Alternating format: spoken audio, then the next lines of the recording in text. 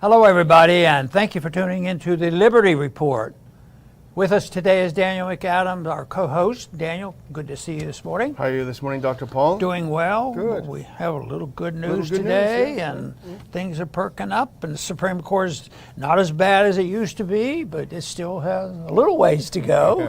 They're not all dedicated libertarians, but we have a report that just came out dealing with the gun issue, and it just happened that my favorite member of the Supreme Court wrote the opinion, and that, of course, was Clarence Thomas. Yeah. And it has to do with a law that said that it was going to be very restrictive, on the Second Amendment, and you had to. It was a state law, and they ruled it unconstitutional. They ruled correctly, and the vote was 6-3, and the three most considered liberal members of the court, voted against it. So 6 is pretty good, but that doesn't mean that the rest of the term now with this group of Supreme Court justices that the conservative libertarian wing of the Supreme Court is always going to win. But this was good. This was good, and said that you can't curtail, the ability for somebody to apply, or you don't have to go through the hoops in order to prove that you needed it and you had a right to it and you therefore could do it. I have followed all the rules and I've done what you said, and which would have eliminated the right of the person as the Constitution. The Constitution is pretty darn clear on that. And so I guess even if a member of the Supreme Court was lukewarm on the issue personally, the issue was clear cut, but some people can adjust rather easily, no matter how clear cut it is. They can go and vote the opposite way. But I thought this was great news. It just came out, and the pro Second Amendment people are going to be very happy. Yeah, I'm glad it came out too, because we were wondering what to talk about today. So sometimes it falls in your lap and it makes us happy when that happens. But let's look at that tweet. This is from SCOTUS blog, and this is it in a nutshell. The Supreme Court strikes down a New York gun control law that required people to show a proper cause to get a license to carry a concealed handgun outside the home. The vote was 6-3. Thomas wrote the opinion. Alito, Gorsuch, Kavanaugh, Barrett, and Roberts joined. Alito also joined the majority. As you say, Breyer, Sotomayor, and Kagan opposed. Thanks to Zero Hedge, they reminded us of Jonathan Turley's comment. If we can put that up next, we can see his excellent analysis.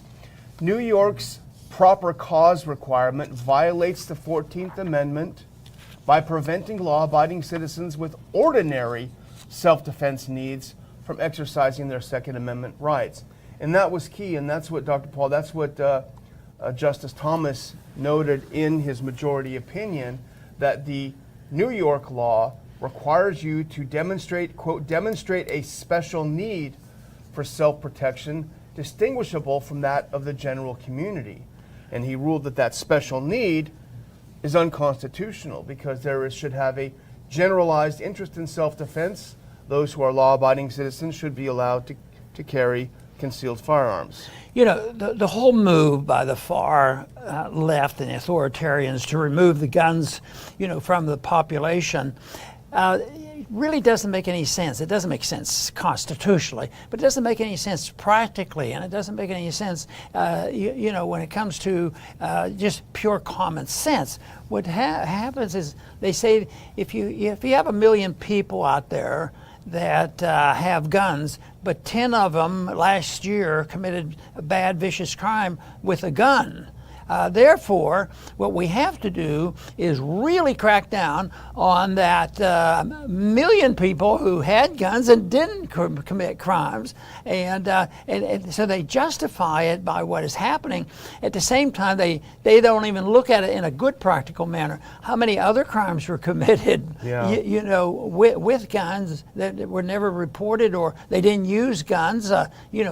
The biggest attack on this country, the most people killed in one day by terrorists would have been 9/11. They didn't have to have guns to do it. So the gun the gun is used many more times to protect people than it does to cause a problem.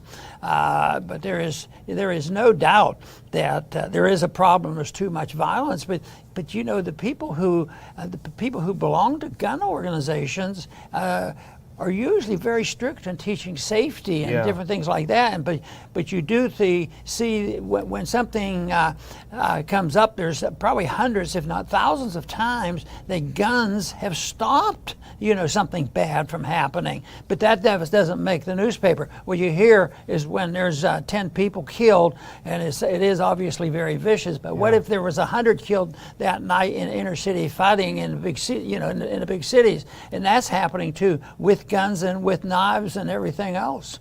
You know, imagine if down in Uvalde and other places there had been properly armed people, the cops wouldn't even let people go in that had guns that wanted to take the guy out. Yeah. So, you know, I wouldn't even go into it, but I was on a terrible debate program yesterday with a couple of Clintonista liberals, and it was awful. But I mentioned, well, the places with the strictest gun control, Chicago, Detroit, D.C., they seem to have a lot of violence, and everyone seems to get killed every weekend. And they said, oh, well, all that violence is because of nearby red states smuggling weapons in. So it's never the fault of that area. It's never the fault of those gun laws. It's always the fault of those red states that are nearby smuggling in guns. And, you know, and it's just really sickening to how the liberal elite views the rest of the country. And I think they're so out of touch, and I think it's reflected in Biden's polling numbers and in the general view of the Democratic Party now, that the elites don't want people they consider to be knuckle draggers to have access to firearms or anything else for that matter. All you need to do is shut up and obey your betters, and it's really not working out very well for them, but they still do have that mentality. Yeah, and just think how many guns are used to protect these elite people you're talking about. Yeah, of course. They have these guarded communities, and yes, they're innocent people, but even those, they're hypocrites too. How many times have they found out, and it became known, that some of these very rich people who preach they're taking the guns away from the average citizen, you know, end up they have their guns themselves. Yeah, or they hire people to have their guns for Right. them. So one of the fallout of the Supreme Court decision today is that I believe it's 9 states that currently have the may issue law, which means they may issue if you can prove that you have a specific need.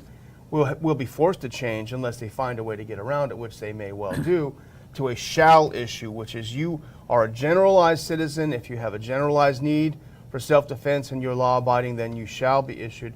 And these states are California, New York, of course, we mentioned, Maryland, Delaware, New Jersey, Rhode Island, Massachusetts, Connecticut, and Hawaii have the may issue. So if the ruling is obeyed or is recognized, then these states will have to change their approach to concealed carry. Right. The opposition, to the Second Amendment, they will not give up. And it sort of has come and gone over the decades. There was a time, maybe a decade or two ago, where it was a non-issue in the sense that the liberals were quiet because they had lost a lot of seats, and that was one of the big issues, the Second Amendment, and they didn't even bring it up. But now they're back at it again because of the amount of attention it's gotten with these horrible incidents where people have been killed. So they take advantage of that. But the gun issue, I think also invents, we've already mentioned, government guns. Government guns so often are the real killers. And if you include undeclared, unconstitutional, immoral wars, and if you include a gun as being a violent weapon, that has to be, if you looked at the 20th century, what percentage of the killing occurred by individuals because he was a citizen and he was trying to protect his house? Especially in this country, it wasn't, that isn't what was happening. But how many people have died, at the hands of government guns And even now, how about the illegal break-ins by the police and the FBI, and so much abuse that has gone on. And Uvalde that's a sad, tragic thing. Poor management, poor training, as far as I can tell. Yeah. Well, I hate to harp on this, but on this debate with these two Clintonites, one was an Obama advisor or what have you. I was accused, of course, of being a Republican and a racist, which I'm neither, because I just want black people to die in the inner city. And I came back with something which I truly believe, which is there are great groups out there like Black Guns Matter, Maj Touré's organization that goes into the inner cities and trains and teaches blacks and other minorities and other people that live in the inner cities how to properly use firearms to defend themselves. I said, no, I don't want blacks to die. I want blacks to get guns to defend themselves in dangerous areas. Well, they changed the subject when it came to that, but they can't take that. I haven't figured out why the argument from our side has never really helped that much, and that is all dictators, register and take the guns away from them. When you think about it, the tragedy of the Holocaust, all the guns were taken away, and the Jews were just rounded up and put in there, and nobody could fight back. All the guns were taken. And that is the case so often that happens, but they don't see the connection. So either they're stupid or they actually believe this is going to be helpful, or they don't really care, but it doesn't make any sense. You'd think that would be a good reason. And I think sometimes in the minority community, they are being more willing to look at our side of the argument. That's why there are other good groups too, like Jews for the preservation of firearms ownership, in America. Yeah. So there are strong groups that understand that when they take the guns away, you're pretty vulnerable. Well, let's move on to the next one, because this is something that I know is interesting to you and to most people. The top economic advisor to President Biden, her name is Elena Rouse. She's the chair of the Council of Economic Advisors, so she's got to be pretty smart. She's got to be a pretty good economist. Maybe she's spoken at Mises a few times. I don't know. Well, no. No, not quite. She is asserting that the only way to solve the inflation crisis is more government spending. And that's not the first time they've said it, because Pelosi was very blunt about it. You have to spend more money. And the neat part about this article on Zero Hedge, and this one has just come out recently too, but it's so insane, because they lack understanding. And when I saw the title, and in my mind I said, oh, more of the same thing. This article is going to be talking about, the different excuses for it. And they're not going to mention the Federal Reserve, and they're not going to mention excessive spending, and they're not going to mention the need for big government and all the things that are behind the incentive to spend more money, but not deal with the real problem.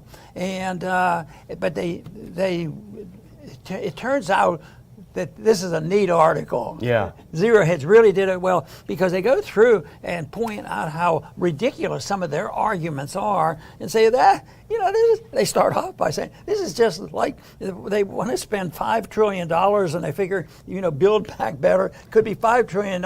It reminded them of FDR's, depression and the bailing out of the depression. But they conclude the article after doing some history here and explaining, what has happened in the past and why this is failing, and the administration isn't doing a very good job, and why they, think that they don't define inflation. I said, well, it's more Keynesianism. Even our side doesn't understand, sound money, and they don't understand intervention, and they don't understand Keynesianism. But the conclusion is worth reading today. So I want to read the conclusion of this article. And it starts with it's the closing paragraph. The true cost of the Build Back Better program, if approved, will be approximately $5 trillion. And this spending would occur swiftly over a course of a couple of years, flooding the economy with even more fiat dollars at a time when inflation is officially at 40-year highs. So, but he's building the case, what causes inflation, and we're getting more of it. Never in history has fiat spending ever reduced inflationary pressures. It only makes them worse. That's good stuff. The real solution is a complete restructuring of the currency model, such as coupling a nation's money to a hard commodity like gold and a moratorium on deficit spending. Obviously, Biden will never do this, and so inflation is going to be a problem that Americans face for many months to come. It makes me happy because my early motivation of just speaking out before I even thought about politics was because I, recognized what kind of problems were coming after they got rid of the very, very weak connection between our dollar and gold, and that was August 15th of 1971. But this little summary here, if people would read this and understand it, they could quit looking, you have an answer to these people who say, oh, well, it's Biden's fault, it's Putin's fault, and they have all these excuses. But it isn't just, it's a lot of partisanship, which is terrible about it. But it's most of the time that very few people, because people aren't being educated. Most people are still educated in government schools. We have some alternatives we could suggest, but that's really what counts. And I know my introduction to understanding this issue came from private sources, and it had nothing to do with an economics course in college I thought was crazy, and it came from the Foundation of Economic Education, Leonard Reed. It was totally private, and he issued books and pamphlets, and there were seminars. So that was outside, and that's how I got started. But still the majority. But the minority is what the minority, even if it's small, it's their leadership position, and like when people can put out articles like this, I think this is good stuff, and this is what we need. Not only to realize what sound money is all about, but also realize how it's connected to some of the bad things that government does with unsound money, the welfare warfare state, and we've talked a lot about that. Yeah, well, they're not getting the word in Washington, and our last little tidbit here is in a related way. Biden put up what he wants for the military in 2023. And again, the House and Senate said, no, that's not quite enough. We want to add some stuff into it. So, and this is from our friend Dave DeCamp on antiwar.com. Actually, that's not the one. House panel increases Biden's 2023 military budget request by $37 billion. Well, in fact, they're fiscal conservatives because the Senate wanted to go $45 billion. So this is what happens, This describes the problem that I was trying to explain or make a point about, because no matter what is said and the information is there and how silly this is, and $5 trillion of more inflated currency is not going to be solving the problem. But the other point here is, I don't have the vote on it, but if it may have even passed in the committee, on a voice vote. But if there was a vote, you can be sure that it didn't pass without a lot of Republican support. Yep. And that is, the big problem, because it's sort of, supported by both sides of the aisle. Yeah, they love it. Well, I'm going to close out. If we can put on that last clip, because I'm very happy to report, and that's why I'm a little bleary-eyed, because I finished up around 12:30 last night. Our tickets for the September conference are now finally available. I will include a link at the conclusion of this show in the description of this show, but for easy reference, you can go to ronpaulinstitute.org, and on the upper right-hand corner, you can click for more details. Anatomy of a Police State. Here's a famous Da Vinci drawing, updated for our modern times. You'll see here. It's going to be a great conference, Dr. Paul. The tickets are now on sale. They started going pretty quickly, and I'm glad. We do have less tickets available this year than we had last year, I'm sorry to say, but we had to choose a venue carefully, and there were less seats available, so they will sell out quicker. But the one thing we did, because America is suffering from inflation, higher prices. I was talking to Adam, my colleague. We were trying to figure out what can we do to try to make it a little easier on people. Well, we've been able to hold the line and actually not only offer the tickets at the same price, but to encourage people so that we know what we're facing early on rather than at the end. To get tickets early, we have put in an early bird special. So for I think until the end of July, you can save $10, which doesn't sound like a lot, but it's less than last year when everything is going up. Save $10 with an early bird special. Adam negotiated great room rates with the hotel, less than $100 a night in DC for a very, very nice hotel. That is going to be really something. So we're doing everything we can to make it easier for you to attend, and we hope that you will be interested enough to click on, check out. We don't have the speakers listed yet, but we'll start to announce them. We'll have some of them on the show so you'll know what you're getting into. Some of them you know very well because they've been in the news a lot. So get your early bird tickets so we know how many that we're dealing with.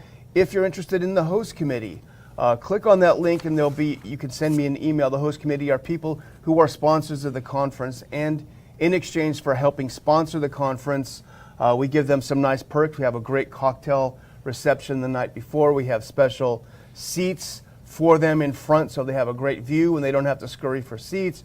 We have a great wine and cheese after the event, mixed with the speakers, mixed with the other supporters. So there's a lot of great stuff happening. DC, it's Labor Day weekend, so you can, kind of bake it into your vacation. Yeah, DC is a cesspool, but there's a lot of fun stuff to see there anyway, and I'm happy to share some fun things to do. So all in all, I'm very excited, Dr. Paul. I love doing the DC conferences. I love meeting everyone. I know you do too, and I'm just really looking forward to, as our friend Bumper Hornberger says, it recharges our batteries. Very good. I'm going to close out by re-emphasizing something about the budget, and we just talked about the $37 billion increase in the military budget, which I claim the big problem there is very bipartisan. There was a time when progressive, very liberal Democrats were generally seen as being anti-war. That is not the case anymore. The coalition to be built and rebuilt and expanded has to come elsewhere, but everybody is welcome to become anti-war and make it a little bit more than bipartisan bickering or bipartisan plans just to spend more money and claiming that's going to solve the problem of inflation, spend more money. But this last incident, in the committee for the $37 billion, the ringleader there was Elaine Luria, a Democrat from Virginia. And this is a quote from Anti-War, an ultra hawk who wants to give President Biden war powers to fight China if it invades Taiwan was one of the leader's efforts to do it. Planned for more wars and more spending. And she predicts it is going to be, when this dust settles, it's going to be a lot more than $37 billion. So this is the kind of thing that continues to go on, and they mix it up. They're hawks. They like the war. They want the antagonism. They don't believe deficits matter, and then they talk themselves, and they try to talk the American people into believing that actually it's going to stop inflation. Well, that's not going to happen. But the mechanism there is solid in place, and it starts with the principles devised in 1913 when it was, given to the people in this country was given this, income tax. It gives license to the authoritarians to do what they want in a welfare warfare state, and also the way the Federal Reserve operates. The availability of the Fed, which was established in 1913, makes it an open door policy. Yes, this spending on the military and all these budget things are very important, but that is not the inflation. It's an incentive for inflation. The inflation comes from the Federal Reserve, designed for a scheme of things, and then the politicians, they don't even have to think about it and talk about it because it's something that's out of their hands. It's secret. We don't control the Federal Reserve, and this is the mess we have. But this is so typical of the way it works, and it's just a system that is devised for big government, and if you believe in liberty and prosperity, it's a tough road to hoe. And that is our goal. We want to have a system which emphasizes personal liberty, which will provide the peace and prosperity that everybody deserves, and it can be achieved. I want to thank everybody for tuning in today to the Liberty Report. Please come back soon.